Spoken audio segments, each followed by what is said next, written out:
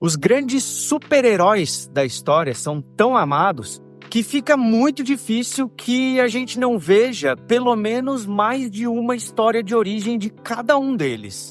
E talvez o maior de todos realmente não pudesse ser diferente. Você sabia que existem várias versões do Superman ao longo de toda a história do personagem, mas que mesmo assim a essência foi mantida em quase todas elas? Então hoje eu provo isso para vocês organizando toda a cronologia do Homem de Aço e destacando qual está sendo a inspiração de James Gunn para fazer o Superman Legacy. Editora, roda a vinheta.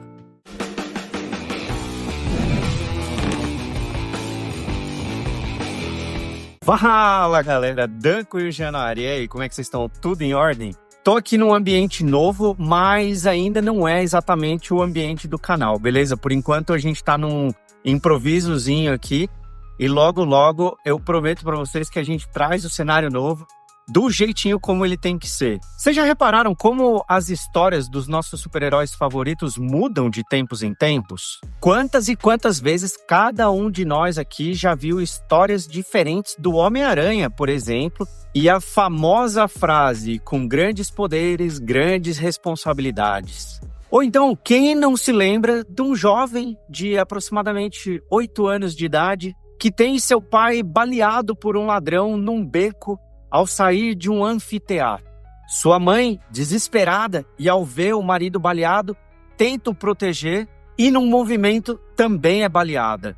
O bandido arranca o último pertence que consegue alcançar e num estouro um colar de pérolas se espalha pelo chão de forma muito dramática, anunciando a tragédia que molda o caráter de um dos nossos personagens preferidos. E quando falamos de Superman, o maior super-herói de todos os tempos para muita gente, o caso não é diferente. São mais de 10 histórias de origem se a gente considerar só os quadrinhos, e se a gente juntar programas de TV, séries e até agora os cinemas, né, a gente se aproxima das 20 histórias de origem do Superman. Então no vídeo de hoje, pessoal, eu vou explorar com vocês uma forma única, porque fui eu que criei, de entender a cronologia do Homem de Aço e como as histórias de origem se transformaram ao longo das décadas. A gente vai fazer uma breve análise das histórias e como elas se diferenciam ao longo da jornada do Homem de Aço e quais são as diferenças entre elas. E lógico que a gente também vai falar sobre qual é a história que está inspirando James Gunn na produção de Superman Legacy. Mas eu já posso antecipar uma coisa para vocês. Mesmo com tantas histórias de origem, a essência do Homem de Aço talvez tenha se mantido mais intacta do que qualquer outra de outro super-herói por aí. Então, se você não quer perder nem esse vídeo e nem todos os outros que a gente lança aqui, se inscreve no canal, deixa o like pra gente e ativa o sininho para receber as notificações toda vez que a gente lançar um vídeo novo. Vai fazer tudo isso por aí? Aproveita e dá um pulinho lá no Instagram, @canal_resenhageek. Lá a gente tem conteúdo novo todos os dias, inclusive agora a gente está aparecendo um pouco mais no Instagram. E aqui no YouTube a gente tem conteúdo novo todas as quartas-feiras. A história do Superman começa, obviamente, com a história clássica, né? Na Era de Ouro dos quadrinhos, Kal-El, como chamado Superman, é o último sobrevivente de Krypton, que é enviado para o planeta Terra por seu pai Jor-El, um pouco antes de Krypton explodir. E é assim que se dá a estreia de Superman na Action Comics número 1 de 1938. E ele foi o primeiro super-herói dos quadrinhos a alcançar sucesso e popularidade. Claro que alguns personagens ajudaram a pavimentar essa via, né, das HQs antes do Superman, mas eles não conquistaram nem de perto o mesmo nível de popularidade que esse personagem trouxe para as HQs. E se vocês quiserem aperfeiçoar a pesquisa de vocês aí, procurem por The Phantom, Doc Savage e The Shadow, que foram personagens que surgiram aí entre 1930 e 1936, antecedendo o Superman. Na história original, Kal-El é encontrado por um casal de fazendeiros e, ao crescer, descobre que tem poderes incríveis. E aí ele acaba adotando a identidade de Clark Kent e se torna o Superman, defensor da verdade e da justiça.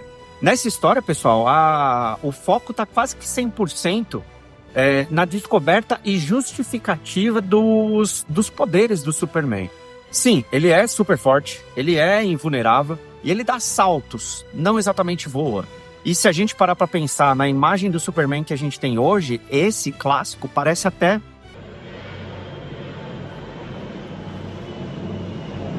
um avião. Morar perto do aeroporto é foda, galera. E se a gente parar para pensar nas histórias atuais do Superman, esse Superman clássico parece até um pouco nerfado, né? Mas a ideia era essa mesma, pessoal. A ideia era que ele tivesse, na realidade, poderes que se assemelhassem a habilidades humanas. E esses poderes foram justificados porque ele estava numa outra atmosfera. A atmosfera terrestre era diferente da atmosfera de Krypton. E isso causava os superpoderes no Superman. Uma coisa muito interessante da história clássica, né, galera? É que o contexto social era da Grande Depressão. Aquela crise econômica que acabou impactando vários países ao redor do mundo, mas principalmente os Estados Unidos por conta da quebra da Bolsa de Valores de 1929. Por isso que nessa história especificamente, pessoal, o Superman é um herói que combate a corrupção, a injustiça, as diferenças sociais, que eram as coisas que rolavam ali no contexto daquele momento da história, né? Já durante a Era de Prata dos quadrinhos, né, pessoal, um tanto depois ali, entre 1950 e 1970, a gente consegue ver histórias que expandem a mitologia do Homem de Aço. Muitos elementos que a gente conhece ainda hoje, que estão presentes nas histórias de hoje, foram criados aqui nesse período. Uma das adições mais marcantes, por exemplo, e que agora volta a ficar completamente em alta, é Krypto Supercão, que também escapou da destruição de Krypton e veio parar no planeta Terra. Krypto já havia aparecido antes, tá? Dessas histórias aqui da Era de Prata. Só que nessas histórias é que ele ganha uma importância muito maior para o Superman e acaba até sendo um alívio cômico, uma parte um pouco mais divertida e que cria um pouco de conexão entre o Superman e um pet, né? Que acaba sendo um apelo emocional para o leitor. Um outro elemento super importante e que também tem conexão com o que a gente já viu no trailer aí de Superman, é a Fortaleza da Solidão. O retiro secreto do Superman no Ártico do planeta Terra, que foi introduzido como o lugar em que o Superman guardava as relíquias de Krypton e alguns tesouros intergalácticos que ele encontrou por aí. E o contexto social era completamente diferente, né, pessoal? Aqui na Era de Prata, a gente estava num contexto de muito mais otimismo por causa do pós-Segunda Guerra Mundial. Mas também a gente estava em meio à corrida armamentista da Guerra Fria. Porra, virou curso de história isso aqui. Não, é porque, galera, é importante a gente olhar para os contextos históricos porque eles modificam completamente o que a gente lê e consome na cultura pop, né? E nesse sentido, um reflexo nas histórias é que, por exemplo, Krypton é retratado como um planeta extremamente tecnológico. Isso porque o interesse do público por tecnologia e por desenvolvimento estava muito em alta. Então, por que não tirar proveito, né, desse hype da época para vender mais quadrinhos? Afinal de contas, pessoal, vamos lá, né? Os quadrinhos, os HQs, como a gente diz, eles são também uma fonte de receita importantíssima para essas empresas que nasceram nessa mídia, né? Como a Marvel e a DC Comics, por exemplo. Além disso, tem uma outra coisa muito importante que contextualiza e nos ajuda a explicar por que os quadrinhos da Era de Prata eram como eram, que foi o Código de Ética dos Quadrinhos, criado em 1950. Ele acabou moldando não só o tom da história do Superman, mas de todos os outros personagens que eram vendidos por aí, né? Porque ele passou a exigir das empresas criadoras e produtoras de quadrinhos que alguns cuidados fossem tomados com linguagem, com violência explícita. Então esses quadrinhos da Era de Prata acabaram se tornando quadrinhos muito mais familiares, quadrinhos muito mais apropriados para jovens, crianças e por aí vai. Se a gente pegar esses quadrinhos para ler hoje, provavelmente a gente vai achar muitas das histórias até meio bobinhas. Agora, olha só como o contexto evolui quando a gente fala do período de 1970 a 1985, porque daí a gente faz o recorte da Era de Bronze dos quadrinhos, né? Aqui nesse contexto, a gente tem um Superman pré-crise. Que crise é essa? Crise das Terras Infinitas. Nossa sociedade estava bem polarizada por causa da Guerra do Vietnã e também carregada de uma visão mais cética, porque ela estava perdendo a crença cega naquelas referências que ela tinha, nas instituições e tudo mais. Isso incluía os super-heróis. Bizarro, né? Também foi aqui em que a gente teve, vamos dizer assim, o fortalecimento das discussões que buscavam igualdade de gênero e racial. E nos quadrinhos a gente viu o reflexo disso com personagens que buscavam ter a representatividade muito mais explorada, né, nas histórias. E, acreditem se quiser, até o envelhecimento do público leitor de quadrinho começou a influenciar a produção. Porque os caras que começaram a acompanhar os quadrinhos lá atrás do surgimento deles, hoje já estavam mais velhos. Então, como que os quadrinhos deveriam ser produzidos e escritos para continuar atraindo e cativando esse público, né?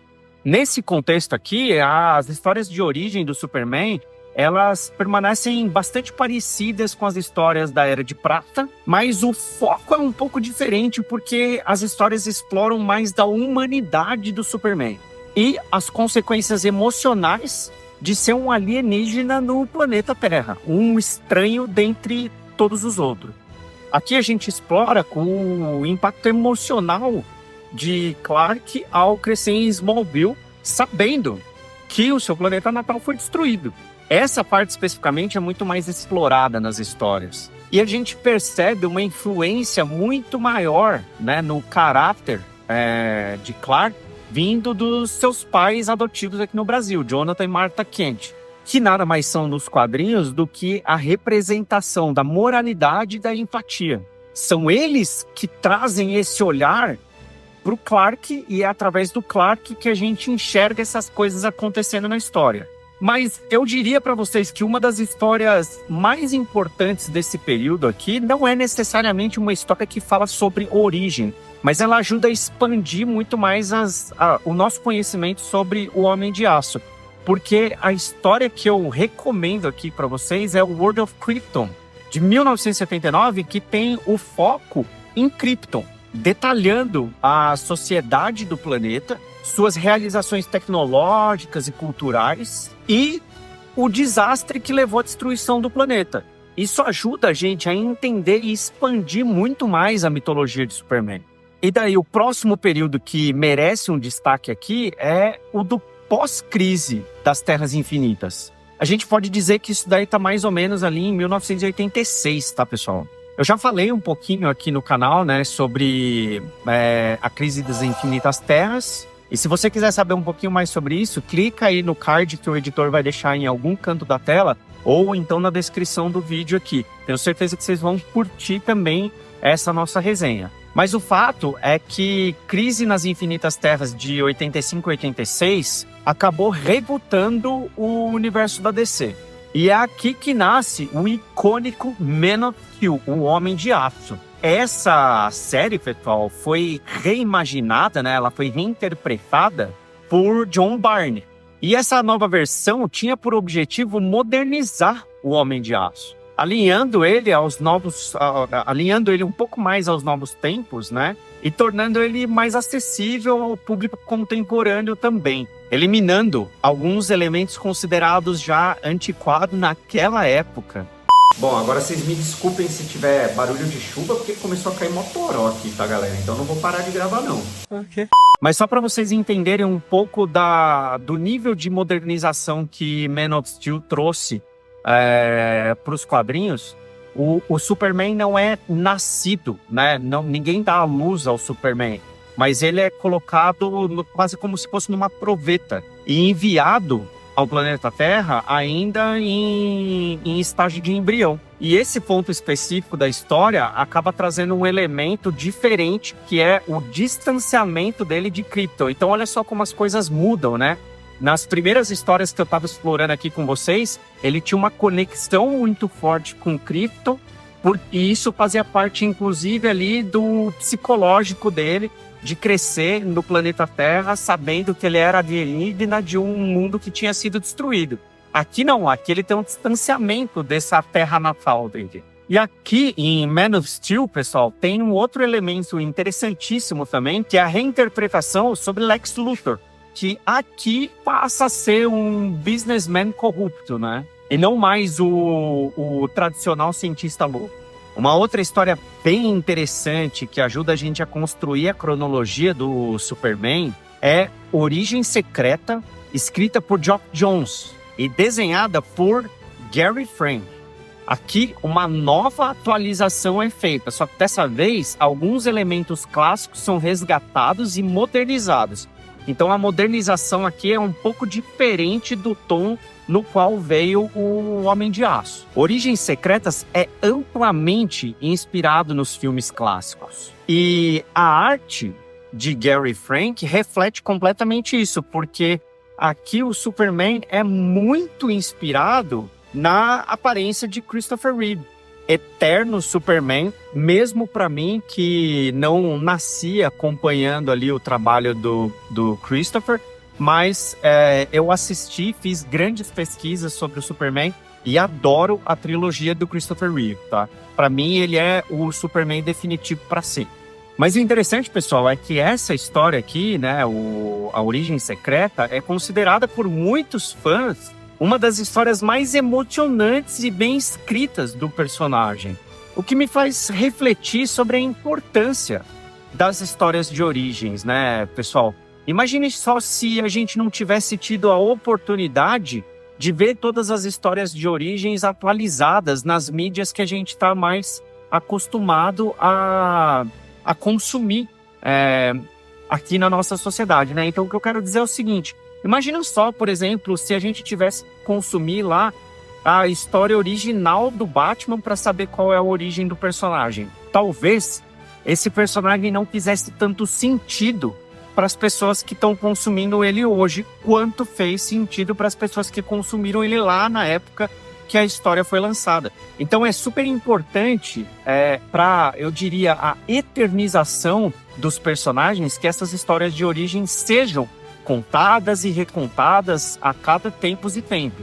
Se perguntem aí, será que vocês se interessariam tanto pelos personagens que vocês gostam se vocês não tivessem assistido ou lido uma história moderna de origem desse personagem?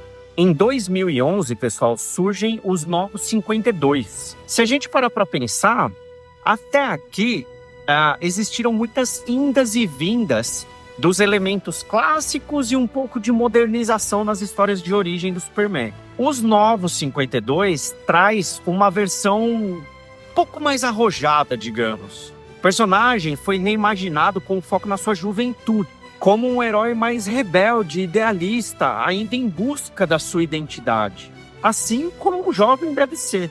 A nova abordagem trouxe mudanças na personalidade do personagem, no visual e até mesmo nos elementos clássicos, como, por exemplo, a forma como Krypton é representada. E isso, obviamente, causou reações polarizadas entre os fãs.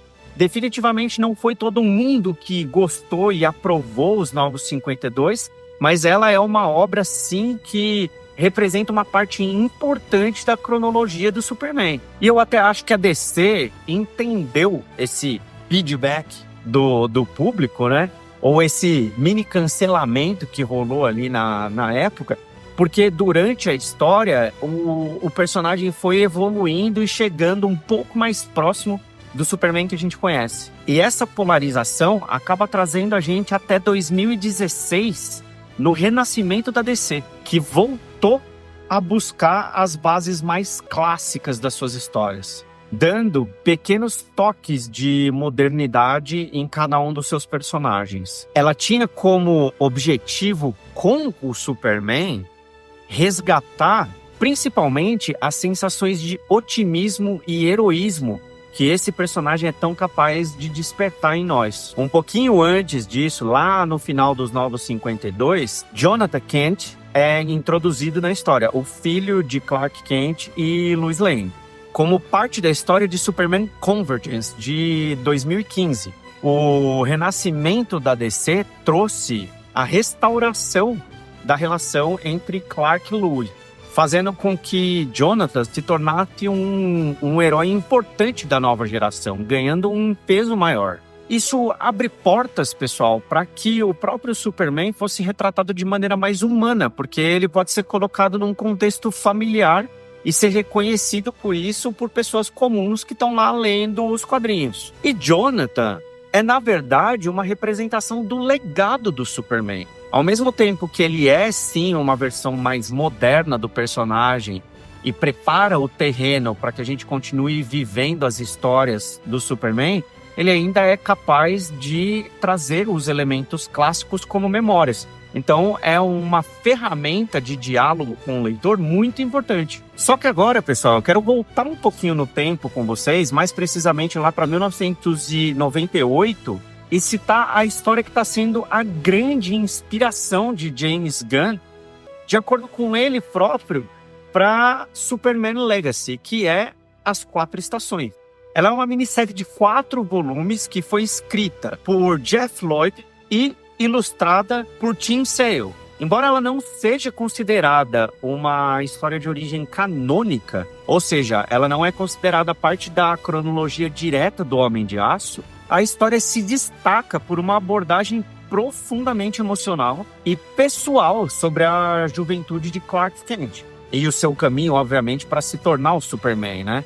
Essa história aqui, pessoal, ela oferece pra gente um ponto de vista diferente da origem do nosso personagem aqui, concentrando-se não apenas lá na visão de ascensão do herói, mas também nas dúvidas, nas inseguranças, na parte mais humana e psicológica. Ou seja, ao invés dela seguir uma estrutura mais clássica de uma história de origem, né, em que o personagem começa pequeno, sem tanta importância, e ele vai ganhando importância, relevância, até ele se tornar um ícone, As Quatro Estações acaba adotando uma abordagem mais introspectiva, e o foco está muito mais no amadurecimento intelectual, né? No amadurecimento emocional do Clark. Essa história é fantástica, e se vocês quiserem, eu posso fazer um vídeo especificamente sobre ela, e inclusive eu ia adorar gravar isso. Obviamente, hoje ela tá super em alta por causa do tio James Gunn, né? Que já disse que tá usando muitos elementos, né? Tá se identificando muito, se inspirando muito nessa história para construir Superman Legacy. E se esse for o Superman de James Gunn, pessoal, eu acho que a gente vai ver ao longo das aparições aí do Homem de Aço nos cinemas algo um pouco diferente do que a gente viu nos primeiros trailers, porque no primeiro trailer a gente vê sim um Superman mais introspectivo, mas a gente também vê um Superman bastante em ação e tentando meio que se provar na sociedade. Só que eu acho que isso é só a superfície desse Superman das Quatro Estações aqui, tá? Eu acho que esse Superman especificamente, ele tem uma pegada, um tom muito mais filosófico, muito mais emocional, que com certeza o James Gunn vai conseguir explorar muito bem. E se tem uma coisa que ele faz muito bem é trazer esses elementos mais internos, mais emocionais do personagem à tona. E, de fato, ele consegue trazer a gente para a emoção, né? Fazer com que a gente se conecte com o personagem. Quem aqui não lembra da história do Rocket, por exemplo, né? Que foi uma surpresa, um soco no estômago de todos os fãs, no bom sentido, porque foi muito bem construída e agradou muito. E eu poderia ainda citar várias outras histórias do Superman, né, pessoal? Canônicas e não canônicas. Mas olha só, a ideia aqui foi meio que desenhar a cronologia do super-herói para nós, de acordo com a evolução da nossa sociedade, de acordo com os contextos históricos, como que isso influenciou esse herói que a gente gosta tanto, né? Se vocês gostaram desse vídeo, deixa um like aqui, ativa o sininho, compartilha com a galera de vocês e deixa um comentário, conta o que mais agradou, porque se vocês realmente gostaram, eu posso trazer mais vídeos nessa pegada aqui, quem sabe até falando sobre, por exemplo, o Batman, aproveitando que logo menos a gente tem aí The Brave and the Bold, que é o novo título que o James Gunn já anunciou pra gente no DCU. Pô, e deixar um like pra gente, cara, não custa nada pra vocês e tá fazendo uma mega diferença aqui no canal. A gente tá crescendo legalzinho e eu acho que 2025 vai ser um ano incrível pra gente. Eu espero muito ver vocês em vários outros vídeos que a gente vai lançar por aqui. Quem sabe a gente até aumenta a nossa frequência, né? Porque isso aqui a gente faz por amor, pessoal. A gente faz porque a gente realmente gosta de falar dessas coisas nerdísticas aqui com vocês. E a nossa comunidade só cresce, né, galera? Então é isso, eu vou ficando por aqui. Espero muito ver vocês nos próximos vídeos. Pessoal, falou, valeu, fui!